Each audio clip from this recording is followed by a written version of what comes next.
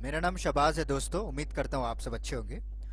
तो आज हम एक वेरी इंपॉर्टेंट हॉट टॉपिक के बारे में डिस्कस करेंगे, ब्रेक्सिट डील। जी हाँ दोस्तों, ब्रेक्सिट क्या होता है और यूके क्यों उसे एग्जिट करना चाहता है और कितने सालों से ये डील जो है निगोशिएशंस में आ रही है, ये सारा कुछ हम जानेंगे और थोड़े बहुत बेसिक्स भी हम इसमें डिस्कस करने वाले हैं। फाइनली रिसेंटली क्या हुआ है, European Union and UK, so they have come to an agreement. एक अग्रीमेंट दोनों ने साइन किया है and finally on the 31st December 2020 UK has finally exit from this European Union.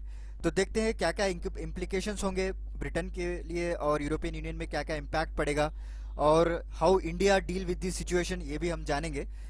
तो सारे पर्सपेक्टिव से आज हम लेक्चर को कवर करने वाले हैं, वेरी इंपॉर्टेंट लेक्चर है। तो चलिए शुरुआत करते हैं। शुरू करने से पहले मैं आपको एक छोटा सा रिमाइंडर देना चाहता हूं दोस्तों कि अगर आपको इसी तरह इंटरेस्टिंग लेक्चर्स देखना है तो हमारा वेबसाइट है www.proxygyan.com। वहाँ पे जाइए, हमारे पेनड्राइव और एंड्रॉयड कोर्सेज को एक्सप्लोर कीजिए।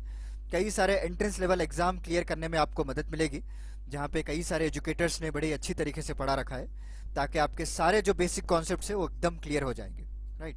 और आपको स्पोकन इंग्लिश कोर्सेज भी है वहाँ पे।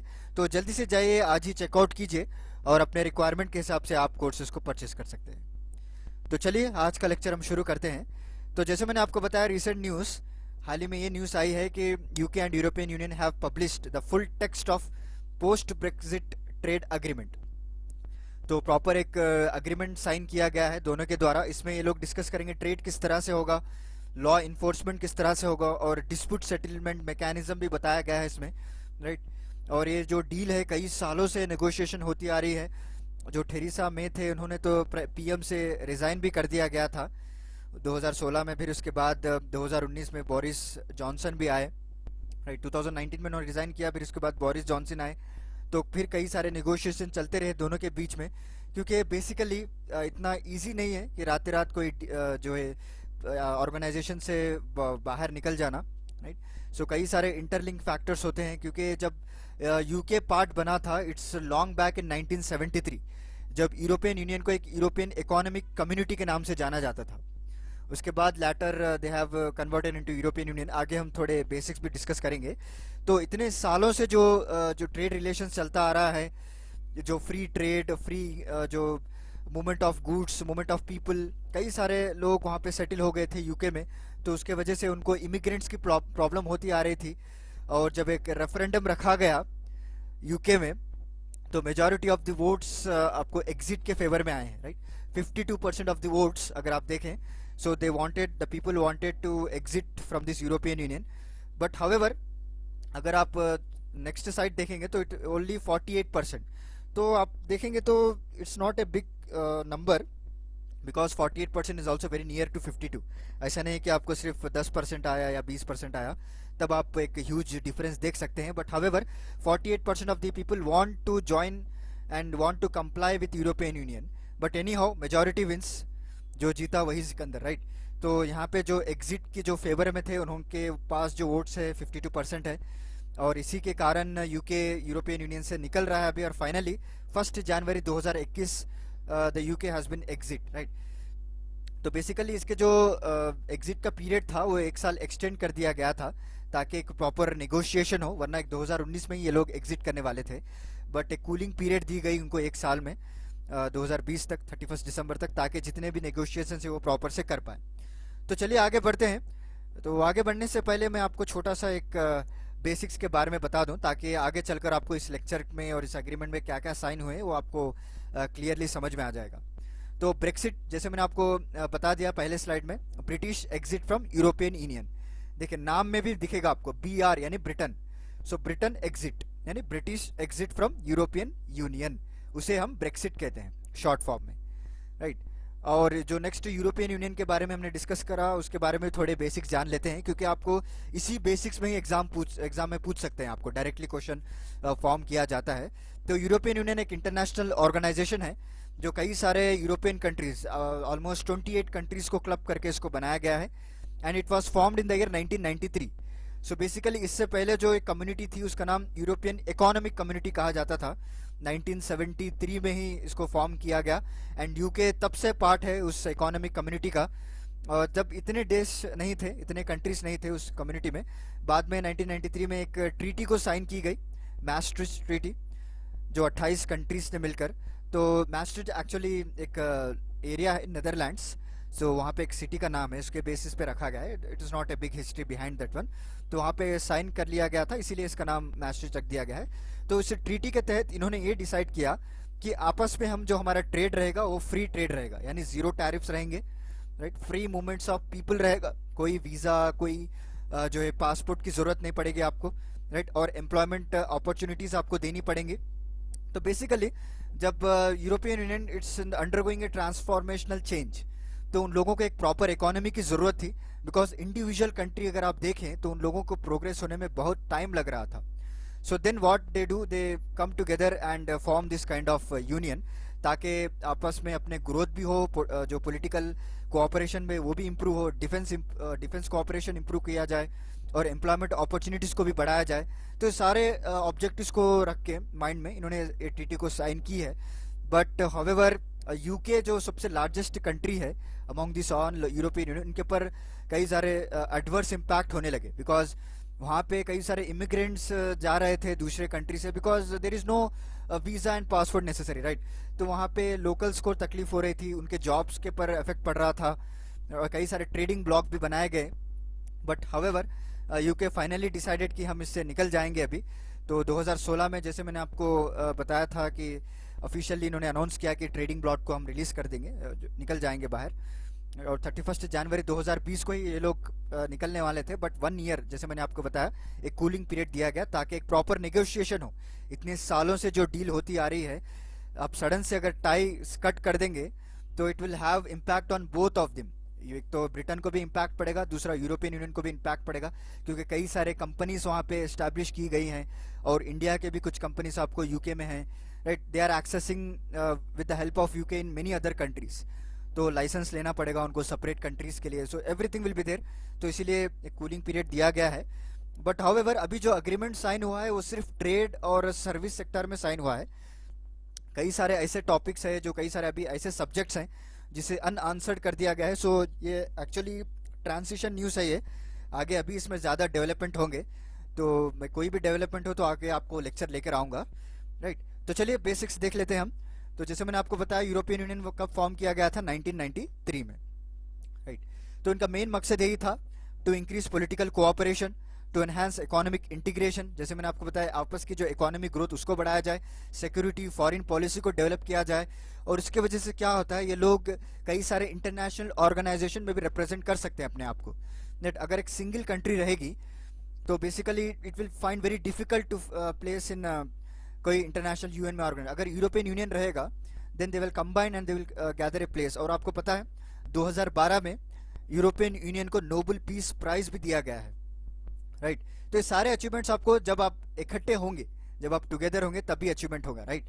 बहुत फेमस कहावत भी है, एक लकड़ी अगर आप दे दें तो आप इजीली तोड़ सकते हैं, जब सारे लकड़ी, एक बंच ऑफ स्टिक्स को अगर आप ले ले हाथ में, it is very difficult to break, right. आपने कई बार सुना होगा बचपन में।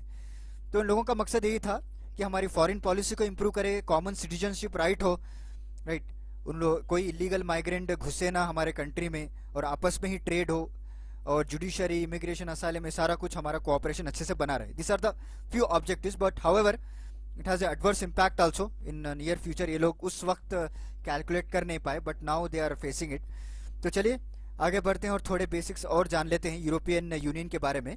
तो देखिए दोस्तों, यूरोपियन यूनियन जो है आपको 7 ऐसे बॉडीज हैं जिससे गवर्न करता है वो, राइट। जिससे अपना काम इम्प्लीमेंट करता है, वो 7 बॉडीज हैं। तो आपको टोटल 7 बॉडीज याद रखने की कोई ज़रूरत नहीं है। हावेवर मैं आपको इंपॉर्टेंट बॉडीज बता देता हूँ जो अक्सर न्यूज़ में देखने को मिलते हैं आपको। सो फर्स्ट हो गया European Council. So European Council it's nothing but it is a political organisation, समझ लीजिए आप, राइट। वहाँ पे एक, जैसे हमारे पॉलिटिकल पार्टीज है, उसी तरह काउंसिल रहेगा वहाँ पे, जो कि पॉलिटिकल डायरेक्शंस दिए जाएंगे, उनके प्रायोरिटीज़ होगा। और इस काउंसिल में आपको हर स्टेट से, हर कंट्री से आपको जो हेड रहते हैं ना, उनके मेंबर्स रहते हैं यहाँ पे। और साथ ही साथ उन यूरोपियन काउंसिल का एक प्रेसिडेंट भी बनाया जाता है among the member countries, right. So among the member countries हर जो प्रेसिडेंट भी इनको डिसाइड किया जाता है। और इस काउंसिल में आपको फ्रॉम एवरी स्टेट जो हेड ऑफ द गवर्नमेंट रहते हैं उनको बनाया जाता है, राइट। और सबसे जो हाईएस्ट रिप्रेजेंटेटिव है इसमें foreign affairs and security policy, because this is very important part. क्योंकि किसी कंट्री की अगर आप इकोनॉमी जज करना चाहते हैं तो उसके फॉरेन अफेयर्स को देखिए, आप उसकी सिक्योरिटी पॉलिसी को देखिए। अगर वो स्ट्रांग है then entire country will be the strong. So इसको हायर रिप्रेजेंटेटिव इसमें दिया गया है। तो अब बस इतने याद कर लीजिए, European council is a collective body, right. So इसमें ज़्यादातर आपको पॉलिटिकल डायरेक्शंस, पॉलिटिकल प्रायोरिटीज़ रहेगी। इसमें सारा कुछ डिस्कस करेंगे, कौन से पॉलिसीज लाया जाएगा, राइट। जैसे हमारे पार्लियामेंट है उसी तरह रहेगा ये आपको। और इसमें एक हेड भी रहेंगे, प्रेसिडेंट। सो नेक्स्ट होगा European parliament. It is also one of the parliamentary institution. यहाँ पे जो लोग हैं वो हेड ऑफ द गवर्नमेंट नहीं रहते हैं दोस्तों, very important point two note. यहाँ पे आपको डायरेक्टली इलेक्ट किया जाता है लोगों को, सिटीजन्स के द्वारा। जैसे हमारी लोकसभा है, राइट, जैसे हमारे लोकसभा इलेक्शंस होते हैं, जैसे हम इलेक्ट करते हैं डायरेक्टली, उसी तरह यूरोपियन यूनियन सिटीजन्स के द्वारा इलेक्ट किया जाता है और उनको पार्लियामेंट में जगह मिलती है, right. So they basically exercise the legislative function. जितने भी बिल्स पास करना है या बिल्स इंट्रोड्यूस करना है रिगार्डिंग टू फॉरेन पॉलिसी या welfare of people at government policies, तो ये सारा कुछ बिल्स इसमें लेजिस्लेटिव फंक्शंस कैरी आउट करते हैं। It is nothing but European parliament. आप हमारे इंडियन पार्लियामेंट से इंटीग्रेट कर सकते हैं इसको। नेक्स्ट हो गया European commission. This is also one of the most important body, right. This is a third important body. और ये एग्जीक्यूटिव बॉडी है। जो लॉस, जो पॉलिटिकल डायरेक्शंस के द्वारा लाए गए यूरोपियन पार्लियामेंट में, जो पास किए गए, वो इंप्लीमेंट करना इन लोगों का काम है, यूरोपियन कमीशन का। It is executive body of European union responsible for proposing legislation. कुछ सजेशन देना हो, कुछ चेंजेस करना हो, या जो भी डिसीजंस लिए हो यूरोपियन काउंसिल में उनको इम्प्लीमेंट करना हो, राइट। और कई सारे कंट्रीज से जो है ट्रीटी साइन की जाती है उसको प्रॉपरली मैनेज करना हो, तो सारा कुछ काम आपको यूरोपियन कमीशन करता है, राइट। जैसे हमारे इंडिया में एडमिनिस्ट्रेटिव अथॉरिटी रहती है, इम्प्लीमेंटिंग अथॉरिटी, उसी तरह यूरोपियन कमीशन का काम है, राइट। और इसमें आपको एक कैबिनेट गवर्नमेंट की तरह ये ऑपरेट करते हैं। इसमें सारे मेंबर्स कंट्रीज के आपको मेंबर मिलेंगे, जिस तरह हमारी कैबिनेट मिनिस्ट्री रहती है, जिस तरह इम्प्लीमेंटिंग का काम करती है थ्रू देयर एडमिनिस्ट्रेटिव हैंड्स, इसी तरह इसमें भी आपको एक कैबिनेट गवर्नमेंट रहती है। बट हाउएवर अगर आप इंडिया में कंपेयर करें तो एक ही गवर्नमेंट के कैबिनेट रहते हैं, बट हियर 28 मेंबर्स रहेंगे आपको from different countries. So this is European Commission. So this are the 3 important bodies. और इसके अलावा आपको यूरोपियन कोर्ट ऑफ ऑडिटर्स भी रहती है, जो भी फाइनेंसेस है बोथ यू एंटिटीज़ के और जो भी ये फंडिंग कर रहे हैं मेंबर स्टेट्स को, इसको ऑडिट करने के लिए। जैसे हमारे कंट्री में सीएजी है, उसी तरह इनका यूरोपियन ऑडिटर भी रहेगा। और उसके बाद आपको court of justice of European union है। जितने भी लॉस अगर वायलेट हो रहे हैं, अगर कोई भी जो अग्रीमेंट साइन हुआ है उसको वायलेट कर रहा है कोई भी कंट्री, जितने भी सारे लीगल डिस्प्यूट्स हैं between national governments and this EU, इस कोर्ट के द्वारा सेटल किए जाते हैं। This is also one of the governing body. और उसके बाद आपको यूरोपियन सेंट्रल बैंक भी आती है, right. It is also one of the most important bank for euro. ये इनका काम ये होता है कि मॉनेटरी पॉलिसी को देखना, राइट। मॉनेटरी पॉलिसी को इसमें ये लोग देखते हैं कि किस तरह फिस्कल स्टिमुलस पैकेज प्रोवाइड की जाए और किस तरह मनी फ्लो है मार्केट में, राइट। इन्फ्लेशन को कंट्रोल करना है, सारा कुछ आपको यूरोपियन सेंट्रल बैंक देखते हैं। This is also one of the body of European Union. This are the few important bodies जो मैंने आपको बताए हैं और अक्सर आपको इसी में से न्यूज़ में रिपीटेड देखने को मिलेंगे, राइट। तो चलिए आगे बढ़ते हैं और basically we are back to our current affairs. तो अग्रीमेंट अभी जो साइन की गई है उसमें क्या क्या डिस्कस किया है इन लोगों ने। तो पहली बात, जो ट्रेड गुड्स एंड सर्विस का होता रहा between European Union and UK, वो जारी रहेगा विदाउट एनी टैरिफ्स और कोटास। कोई टैरिफ्स आपको अभी तक प्रेजेंट तक आपको नहीं लगाया जाएगा, राइट। और दोनों ने भी ये भी एग्रीमेंट किया है कि जो वर्कर राइट्स हैं दोनों में, और उनके प्रॉपर राइट्स को मेंटेन किए जाएंगे। उनका जो वर्किंग कंडीशंस है, वर्किंग रेगुलेशंस है, उसको भी प्रॉपरली मेंटेन किया जाएगा, राइट। ऐसा नहीं कि आप यूके के वर्कर्स को मोलेस्ट कर रहे हैं और यूके में दूसरे कंट्रीज़ के वर्कर्स को मोलेस्ट कर रहे हैं, उनके जो ह्यूमन राइट्स है, बेसिक राइट्स है, उनसे छीन रहे हैं। सो दिस और this things are avoided in this deal, clearly mention किया गया है इसमें।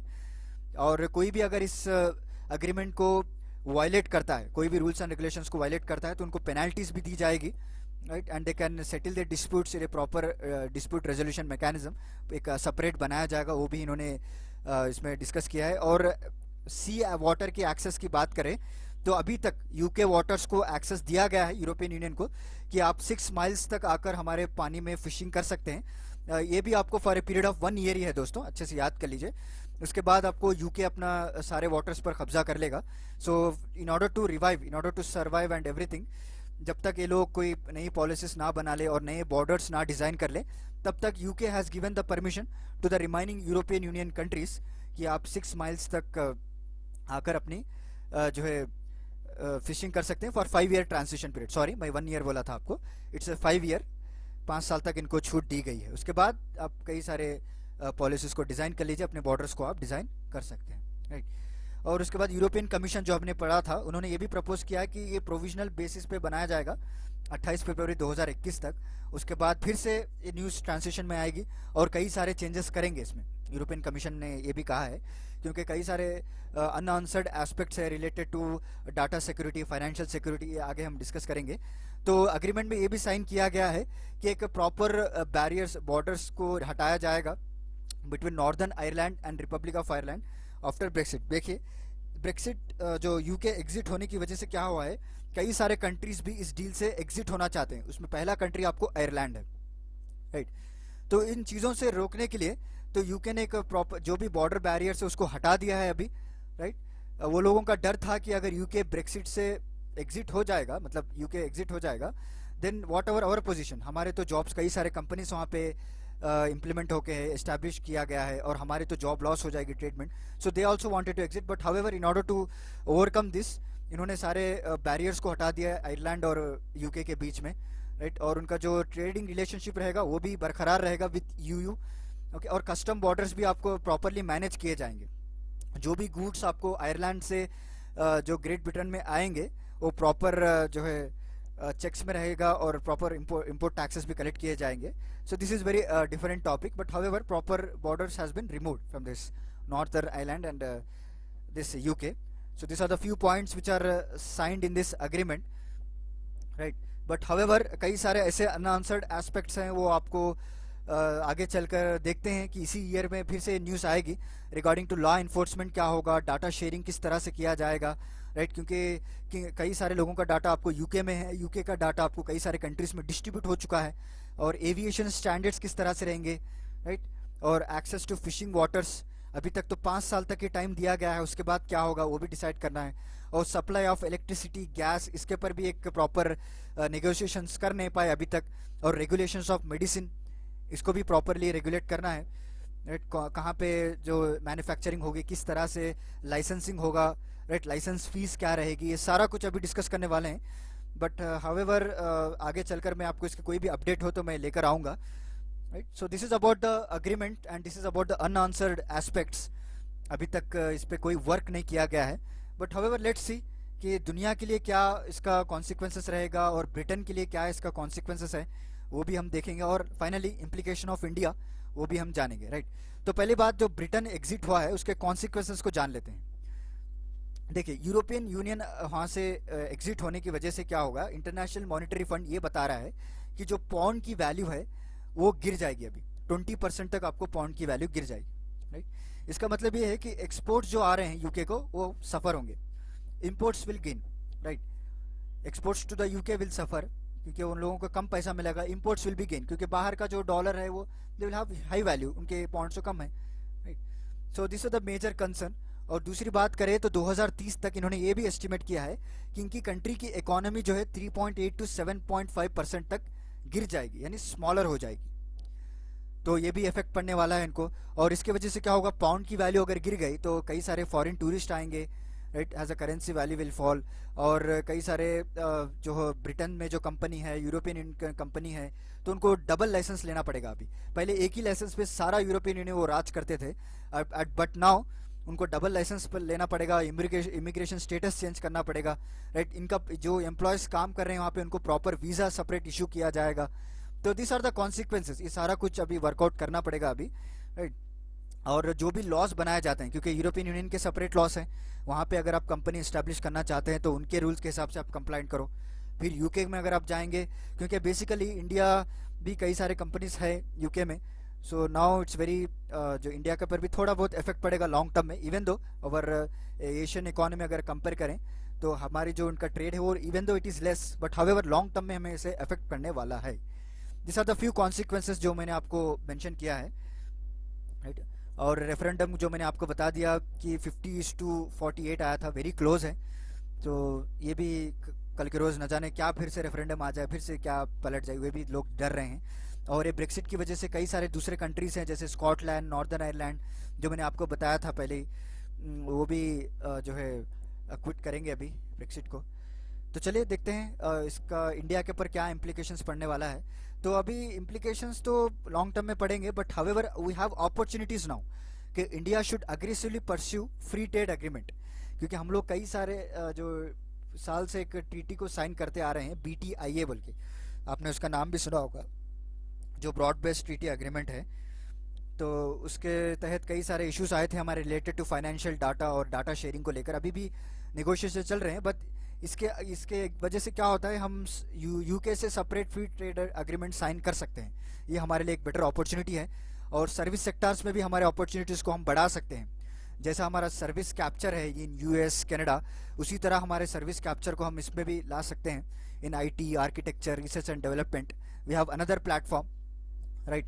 सो और रिसेंटली जो अपैरल एक्सपोर्ट प्रमोशन काउंसिल हुई थी इंडिया UK के बीच में, तो उन्होंने ये भी कहा कि जो फ्री ट्रेड एग्रीमेंट अगर हम साइन करेंगे तो सारे कस्टम्स को निकाल दिया जाएगा, राइट। तो ये भी एक one of the most important advantage रहा हमारे इंडियंस के लिए। और फाइनेंस मिनिस्ट्री भी ये भी कह रहे हैं कि अभी कोई हमारे पास सफिशिएंट फॉरेक्स रिजर्व है टू हैंडल एनी इम्पैक्ट। और रघुराम राजन जो फॉर्मर गवर्नर रह चुके हैं हमारे RBI के, उन्होंने भी इस डिसीजंस को इनकरेज किया है, राइट। तो देखते हैं क्या होता है। बट हावेवर अगर आप दुनिया की बात करें, what does it mean to the world की बात करें, तो एक्सपोर्ट डोमिनेटेड कंट्रीज में भी affected, right. So whether exporting to UK और not, if UK is the largest trading partner, वहाँ पे तो पक्का इफेक्ट पड़ेगा।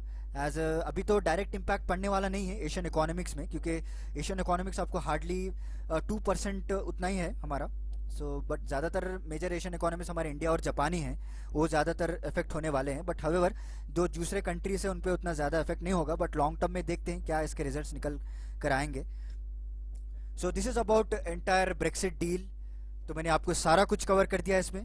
बेसिक्स के बारे में हमने डिस्कस किया, अग्रीमेंट में अब तक क्या क्या साइन किए उसके बारे में हमने डिस्कस किया, और दुनिया के लिए क्या मतलब है इस डील का, और इंडिया के ऊपर क्या क्या अपॉर्चुनिटीज़ खोल कर लेकर आया है उसके बारे में भी हमने क्लियरली डिस्कस कर दिया है। तो उम्मीद करता हूँ आपको मेरा आज का लेक्चर पसंद आया होगा। कोई भी डाउट हो तो आप दोबारा से इस लेक्चर को देख सकते हैं, राइट। और जाते जाते मैं थोड़ा सा प्रीलिम्स फैक्ट भी आपको देना चाहता हूँ कि यूरोपियन यूनियन जो है एक लार्जेस्ट शेयर है in global GDP। It has a 14% of global GDP। अगर आप नोट डाउन करें तो लिख लीजिए, राइट। 14 आप आंसर रेटिंग में आप मेंशन कर सकते हैं, राइट। और 2020 में जो कंबाइंड GDP है इनकी वो $20 ट्रिलियन है यूरोपियन यूनियन की। और आपको पता है European Union has also representation in WTO, World Trade Organization, उसमें भी EU का रिप्रेजेंटेशन है, राइट। और इसमें ज़्यादातर आपको यूरो करेंसी यूज़ की जाती है। This are the few basic facts जो मैंने आपको शेयर करना चाहे, प्रीलिम फैक्ट्स। तो चलिए दोस्तों, फिर मिलता हूँ आपको मैं अगले लेक्चर के साथ कुछ इंटरेस्टिंग टॉपिक के साथ। तब तक के लिए धन्यवाद दोस्तों।